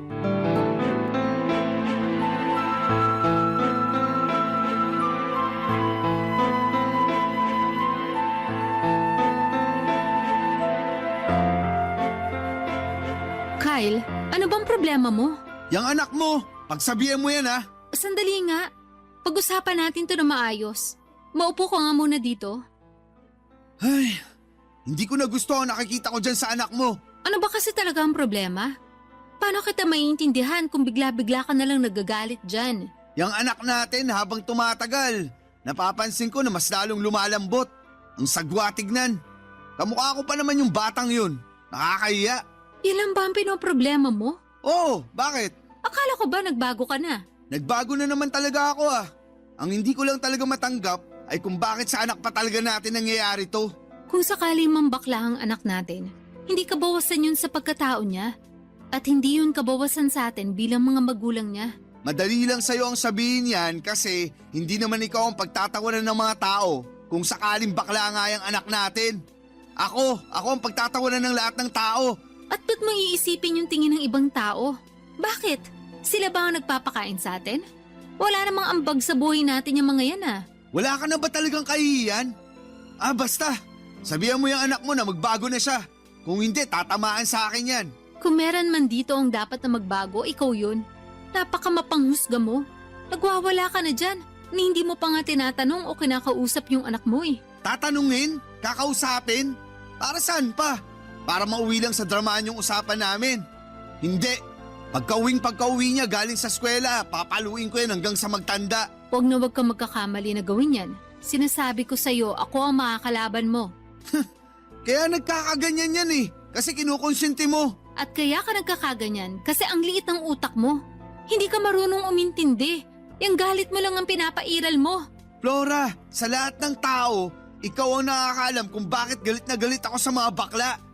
Ang totoo niyan, wala na naman akong problema sa mga bakla eh. Pero yung makita ko yung nag-iisa kong anak na unti-unting nagiging bakla, malaking problema sa akin yun. Hindi ako naniniwala na wala ka ng problema sa mga bakla. Kasi kung totoong natanggap mo na sila, hindi ka magkakaganyan ngayon. Utang na loob! Ba't mo ba kasi ako pinipilit na tanggapin sila? Hindi sa pinipilit kita na tanggapin mo sila.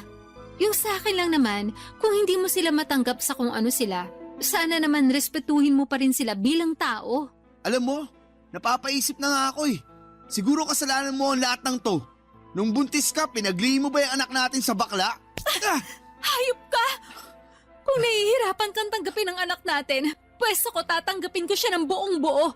Ibibigay ko sa kanya ang pagmamahal na hindi mo kayang ibigay sa kanya. At sa inyong dalawa, mas pipiliin ko ang anak natin. Asawa lang kita, Kyle. Pwedeng-pwede kitang palitan kung kailan ko gusto. Mahal, I'm sorry. Yung sa akin lang naman. Ayoko na minamalit at kinukutsa yung anak natin. Sana naiintindihan mo ko. Kung merong mang dapat umintindi at umunawa sa anak natin, tayo yun. Anong klase mga magulang tayo kung tayo lang din ang unang huhusga sa kanya? Kyle naman, sana naman matutunan mong tanggalin yung puot at pagkamuhi mo sa mga taong iba sa atin. Hindi mo ba nakikita? Unti-unti mong sinisira ang pamilya natin ang dahil sa galit mo na yan. Promise, magbabago na talaga ako. Ito na yung huling beses na pag-uusapan natin to, ha? I love you. Siguraduhin mo lang talaga na magbabago ka na. Kasi kung hindi, pinapangako ko sa'yo na lalayasan ka namin. Asawa lang kita, Kyle. Inuulit ko. Pwedeng-pwede kitang palitan kung kailan ko gusto. Pero yung anak ko nag-iisa lang yon. Seryoso ka talaga? Ipagpapalit mo ako? Oo, ipagpapalit kita sa foreigner. Ah, ganun na. Ha? Ano ba, Kyle? Tigilan mo na nga yan. May kiliti ako dyan. Ano ba? Eto naman, pinapatawa lang kita. Huwag mo naman ako ipagpalit to. Hindi ko kakayanin kung mawawala ka sa akin. Ang tagal kaya kitang niligawan. Oo. At ako naman tong tanga, nagpadala ako sa scam mo. Uy, grabe siya. Pero seryoso, sana mahalin mo yung anak natin higit pa sa pagmamahal na binibigay mo sa akin. Ipangako mo rin sa akin na tatanggapin mo yung anak natin ng buong buo. Oo na. Totoo ba? Oo, pangako yan. At pwede bang tigilan mo na nga yung pagwawala mo? Nagmumukha kang gorila tuwing nagwawala ka eh. May gorilya ba na ganito kagwapo? Kapal ang mukha mo. Hanggang ngayon, gwapong-gwapo ka pa rin sa sarili mo. Diyan ka na nga, magluluto pa ako. Hindi ko po akalain na hanggang ngayon ay hindi pa rin nawawala ang pagkamuhi ni Kyle sa mga bakla. Kaya nang umuwi na ang anak namin galing eskwela ay minabuti kong kausapin siya at doon ko nalaman at na-confirm na may nararamdaman nga siyang kakaiba sa kapwa niyang lalaki. Pero hindi ko po ito sinabi kay Kyle kasi baka magwala na naman siya. Sa kabila ng lahat ng ito ay palagi ko pa rin sinasabi kay Kyle na kailangan niyang lawakan ang kanyang pag-iisip at huwag magpadala sa galit. Talaga pong naguguluhan ako ng mga panahong yon. Sa totoo lang ay wala akong problema kung ang anak ko ay bakla. Tanggap na tanggap ko po siya ng walang pag-aalinlangan. Ang hindi ko lang po matanggap ay kung paano magalit si Kyle. Aaminin ko po na mabait ang asawa ko sa akin at sobrang sweet niya. Pero kapag nagagalit siya, medyo nakakatakot. Kaya sinabi ko kay Kyle na okay lang magalit siya sa harapan ko. Basta wag na wag niya lang idadamay ang anak namin. Sinabi ko rin na kung may gagawin siyang masama sa anak namin ay talagang hindi ko yon matatanggap at iiwanan ko na talaga siya. At sa awa ng Diyos ay mukhang nakinig naman si Kyle at pinakitunguhan niya ng maayos ang anak namin. Pero unti-unti ring napansin ng anak namin na medyo lumalayo ang loob ng tatay niya sa kanya. Kaya ang ginawa ko na lamang, ako ang bumabawi sa anak ko at ako ang nagpupuno sa lahat ng pagkukulang ni Kyle. Para kahit papaano ay hindi maramdaman ng anak namin na may kulang sa kanya, Papa Dudut. Barangay Love Stories. Barangay Love Stories.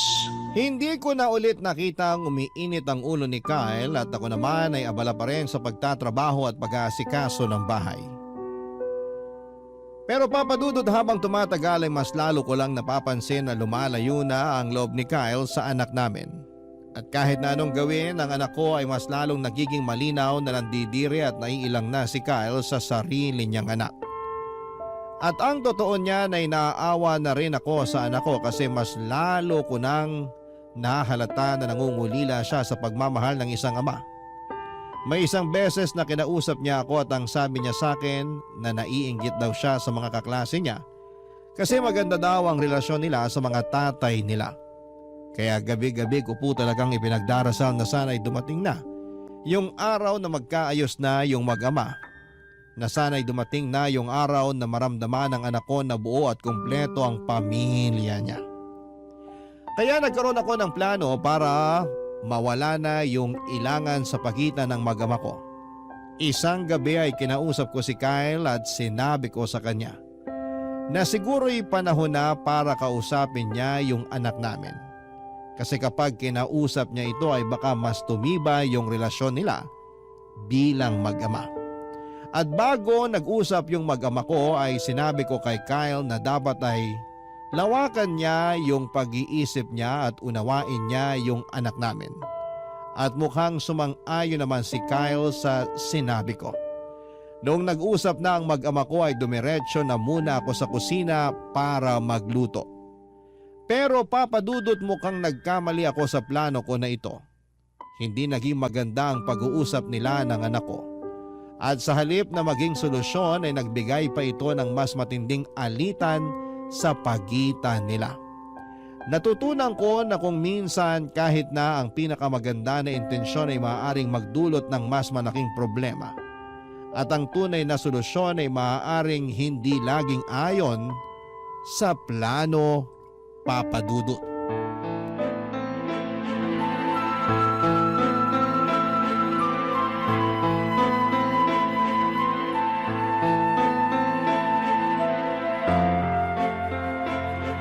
Huwag ka nang babalik!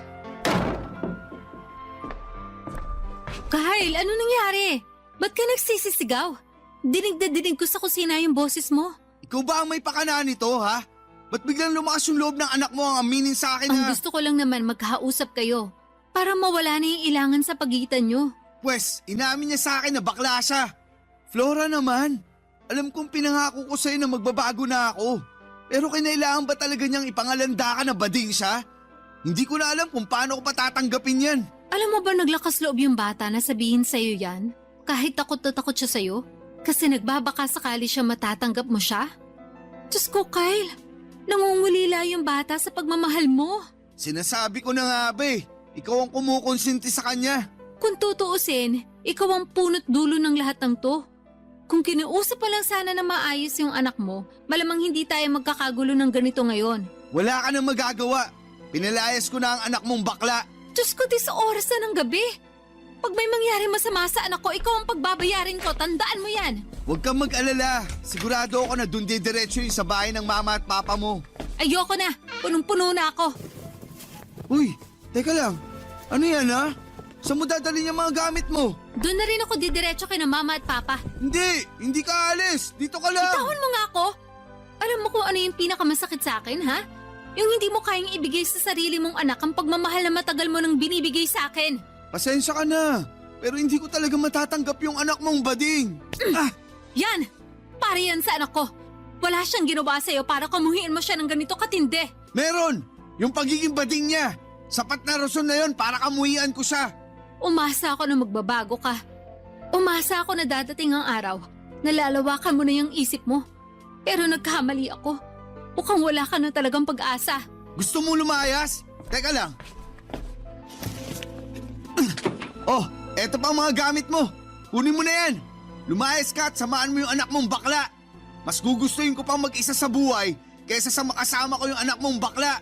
At yung nanay niyang wala nang ibang ginawa kung hindi ang konsentihin ng kabaklaan ng anak niya. Alam kong hindi maganda yung naging karanasan mo sa best friend mo noon.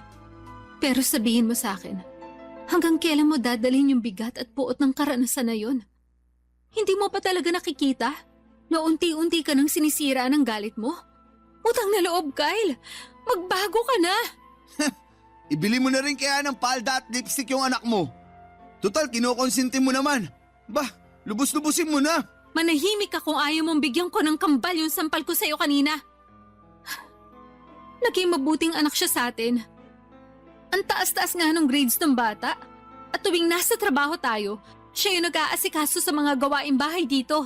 Mismo! Yan mismo ang dahilan kung bakit lalamya-lamya yung anak mo na yun. Pinaglilinis mo siya dito sa bahay imbis na pinaglalaro mo ng basketball kasama yung mga kaibigan niya. Malala ka na! Pinapangako ko sa'yo na ito na yung huling araw na makikita mo ako.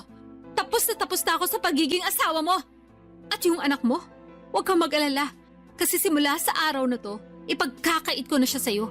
Ayokong dumating ang araw na masaktan mo pa siya. Yan, tama yan. Siguraduhin mo na hindi ko na makikita ang pagmumukha ng batang yon.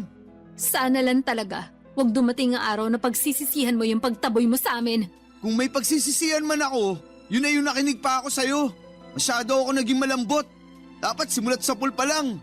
Tinuruan ko na yung anak mo kung paano maging tunay na lalaki. At kung may pinagsisisihan man ako, yun na yung pinakasalan pa kita. Kasi sa totoo lang, hindi ko nakilala yung taong pinakasalan ko. Hindi na kita kilala. Sabihin mo nga sa akin, Kyle. Kaya mo ba talagang tanggapin ang pagkawala ng anak mo? Na hindi mo na siya makakasama sa mga susunod na taon? Dahil lang sa hindi mo siya kayang yakapin sa kung sino siya? Ay, Mukhang nakuha ko na nga yung sagot sa tanong ko. Aalis na ako. Flora, sandali! Kung talagang mahal mo yung anak natin, hindi ka magdadalawang isip. Kung meron man sa atin na may karapatan na magdalawang isip, ako yun. Sana nagdalawang isip ako bago kita pinakasalan. Ayusin naman natin to, please. Ganyan ka naman palagi eh. Gusto mo makipag-ayos tuwing nag-aaway tayo, tapos mangangako ka na magbabago ka na. Pero hindi man lang ba sumagi dyan sa isip mo kung bakit hanggang ngayon nagkakagulo pa rin tayo? Kasi walang pagbabago. Hindi ka na nagbago. At hindi ka na magbabago. Sobra akong nasaktan ng gabing yon, Papa Dudut. Pero mas nasasaktan ako para sa anak ko. Kung alam ko lang na magiging ganito ang lahat, sana noong umpisa pa lamang ay hindi na ako nakipagrelasyon kay Kyle. Sana hindi ko na lamang siya sinagot at sana ay hindi na lamang ako nagpabuntis. Naging tanga ako at naniwala ako sa mga pangako niyang hindi naman natutupad, na may pag-asa pa siyang magbago. Noong gabing yon ay dumiretso ako kina mama at papa at doon ko rin nakita ang anak ko. Namumula ang mata at hindi matigil sa pag-iyak. Sobrang sakit yung nararamdaman niya dahil hindi niya inakala na ipagtatabuyan siya ni Kyle. Sa mga oras na yon ay buo na ang desisyon ko na makipaghiwalay kay Kyle. Doon muna kami titira ng anak ko sa bahay nila mama at papa. Gaya nga ng sabi ko, Papa Dudut, mas mabuti nang wala ng tatay ang anak ko kesa magkaroon siya ng tatay na mapanakit at mapanghusga. Dumaan ang mga linggo at naging magaan ang buhay namin sa piling ng mga magulang ko. Sobrang saya nila mama at papa kasi araw-araw nilang kasama ang apo nila. May isang beses na pumunta si Kyle sa bahay ng mga magulang ko, pero pinaalis ko rin siya. Oo, asawa ko pa siya sa papel pero hindi ko na kaya siyang makita pa. Tuwing naiisip ko ang anak ko na umiiyak dahil sa ginawa ni Kyle, lalo ko lang nararamdaman na tama ang naging desisyon ko na layuan na siya. Sa mga sumunod na linggo ay hindi na nagparamdam sa amin si Kyle, Papa Dudut. Aaminin ko na lungkot ako ng kaunti. Pero sabi ko sa sarili ko, siguro nga ay mas mabuti na rin yung ganito. Wala nang gulo at hindi na rin niya masasaktan ang anak ko kahit papaano. Pero ang hindi ko inaasahan, Papa Dudut, ay paglalapitin kami ulit ng tadhana. Isang araw habang nagtatrabaho ako sa kainan, nalaman ko na nagpunta pala ang anak ko sa dati naming bahay para kumustahin sana si Kyle. Kasi kahit pinagtabuyan na siya at lahat-lahat, ay gusto niya pa rin daw na matanggap siya ng tatay niya balang araw. At nung nakarating siya sa bahay ay doon niya natuklasan na nakabulagta si Kyle sa sahig. Napagalaman din namin na si Kyle pala ay may sakit sa puso. At pagkatapos ng duty ko ay hinakayat ako ng anak ko na dalawin ko daw si Kyle sa ospital. Kaya pinauwi ko na yung anak ko at ako na mismo ang pumalit sa kanya sa ospital, Papa Dudut.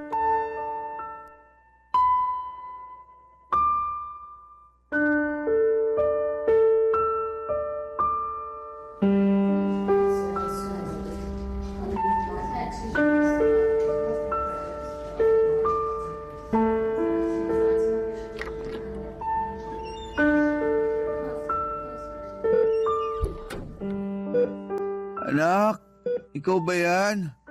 Kyle, Laura, mahal. pinauwi ko na yung anak mo. Ako na muna magbabantay sa'yo dito. Hindi niyo naman kailangan gawin to eh. Alam mo ba na yung anak mo mismo may gusto na dalawin kita?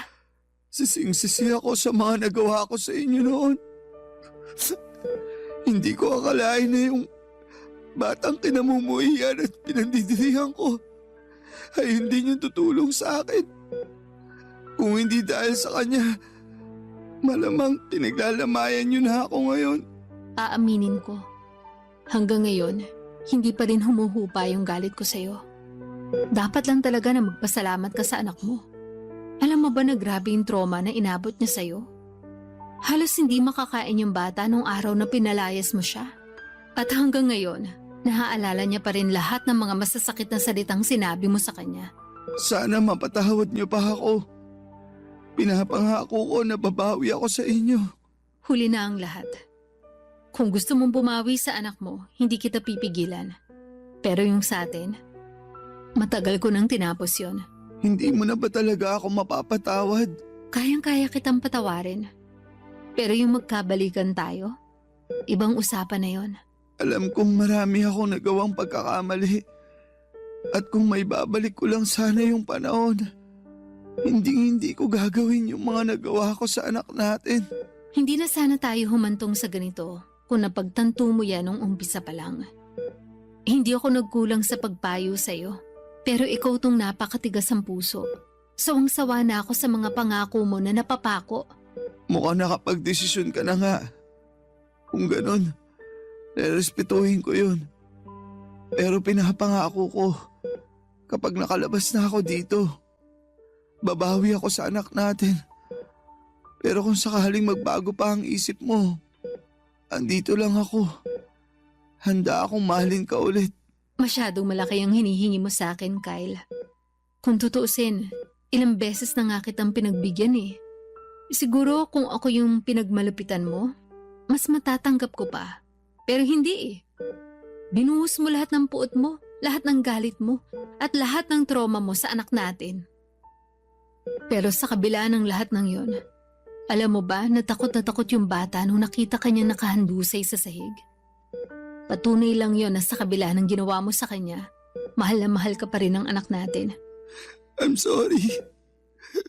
Hindi ko alam kung mapapatawad ko ba ang sarili ko sa lahat ng nagawa ko. Huwag ka sa akin mag-sorry. Doon ka sa anak mo humingi ng tawad. Pwede ba akong makiusap sa'yo? Ano yun? Pwede mo ba siyang pabalikin dito? Sabi kasi nung nurse, wala pa akong malay nung binantayan niya ako dito. Sige. Saglit, tatawagan ko lang. Oh, heto. Hello, anak? Salamat at niligtas mo ako Anak, patawad sa lahat ng nagawa ko sa'yo. Naging makasarili ako at buong buhay mo. Imbis na iparanas ko sa iyo yung pagmamahal ng isang ama, mas pinili kong kamuhian at pandirian ka. Kung may babalik ko lang ang panahon, hindi ko gagawin ang lahat ng mga ginawa ko sa iyo noon. Sana hindi pa huli ang lahat. Kapag nakalabas ako dito, hayaan mo ako makabawi sa iyo, Anak, masaya ako na nagkabati na rin tayo sa wakas. Mahal na mahal kita. Sige na, ibabalik ko na sa nanay mo tong cellphone. Hello, anak? Sige, hihintayin ka namin. Bye. O ayan, papunta na raw. Flora, wala na ba talagang pag-asa na magkabalikan tayo? Huwag mo na munang alalahanin yan. Ang pagtuunan mo ng pansin, yung pagpapagaling mo. Pero, Sige na, huwag ka na makulit. Siya nga pala, yung tungkol sa bayarin mo dito sa ospital, tutulong daw yung boss mo. talaga? Oo, tinawagan ko yung boss mo kanina. At sila na daw yung bahala sa mga gastusin mo dito sa ospital. Mabuti naman kung ganon. Ngayon na wala ka nang poproblemahin, siguraduhin mo lang na babawi ka sa anak ko kapag nakalabas ka na dito. Panigurado yan. Tuluyan na ngang nagkabati ang mag-ama ko noong araw na yon, Papa Dudut. Pero hindi na muli kaming nagkabalikan ni Kyle at sa kabila ng lahat ng nangyari ay wala akong pinagsisihan sa desisyon ko. Ang priority ko ngayon ay ang anak ko at ang mga magulang ko. Kung sakali man na magkaroon ako ng panibagong asawa, sana yung taong tatanggapin at mamahalin ang anak ko ng buong buo. Walang labis, walang kulang. Pero ang totoo ay hindi ko alam kung kailan pa mangyayari yon. Kasi wala naman akong pera para sa pang-annulment. Pero okay lang sa akin ang ganitong buhay na kahit na wala akong katuwang sa buhay, at least nandiyan naman ang anak ko at ang mga magulang ko. Sapat na po sa akin yon. Sa puntong ito ay nagpapagaling pa rin si Kyle at patuloy siyang dinadalaw ng anak namin tuwing wala itong pasok. Masaya na ako na maayos ang relasyon ni Kyle sa anak ko. At nagpapasalamat talaga ako na sagot na ng boss ni Kyle lahat ng mga bayarin sa ospital. Mabuti na lamang po talaga at matagal nang nagtatrabaho si Kyle sa boss niya na yon. Kaya hindi ito nagdalawang isip na tulungan siya noong nasa ospital siya. Mabait pa rin talaga ang Diyos. Kasi kung hindi dahil sa boss ni Kyle, ay hindi ko talaga alam kung saan ako kukuha ng pera na pambayad sa ospital. Siguro'y marami sa mga kabarangay ninyo ang magagalit kung bakit hiniwalayan ko si Kyle habang nagpapagaling pa siya. Pero hindi nyo rin naman ako masisisi. Kasi ang iniisip ko na ngayon ay ang kapakanan ng anak ko. Kahit nagkapatawaran na kami, yung mga sugat na idinulot ni Kyle ay nananatili pa rin. Siguro ang maipapayo ko lang sa mga nakikinig ngayon, lalo na sa mga magulang, ay mahalin ninyo ang inyong mga anak at tanggapin ninyo sila ng buong buo. Dahil hindi lahat ng magulang ay deserving na magkaroon ng anak, pero lahat ng anak ay deserving na magkaroon ng magulang na magmamahal at mag-aalaga at iintindi sa kanila. Papa Dudut, hindi ko rin alam kung masaya o malungkot ba ang ending ng kwento ng buhay ko. Pero siguro, ang mga kabarangay ko na lang ang bahalang maghusga. Nagpapasalamat po ako na binigyan ninyo ako ng pagkakataon na ibahagi ang kwento ko sa inyo. Maraming salamat po and more power sa inyong istasyon sa Barangay LS. Ang inyong forever kapuso at kabarangay, Flora.